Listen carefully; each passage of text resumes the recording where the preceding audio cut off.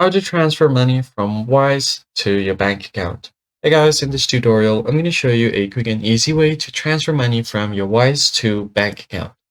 So first off, what you're going to have to do is go over to wise.com and log into your account. Once logged in, you can find your home layout just like so. At the top, you can find your total balance, and right below that, you have three buttons: send, add money, and request. You basically want to tap on the send button there to send money to your bank account. Once you tap on it, it's going to ask you who you're sending the money to. You can add your recipient name. If you don't find it here, you can just click on add a recipient and click on it.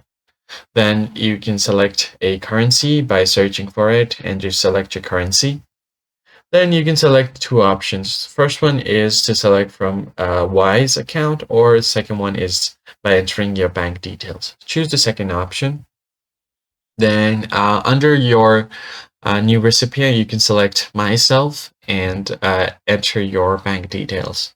Confirm your bank details, then you just basically want to go back and go to the send button again from your home screen and select the account that you've just added. Once you've done that, you can enter the amount you want to send. And finally, once you have done that, you could easily tap and confirm from this summary page.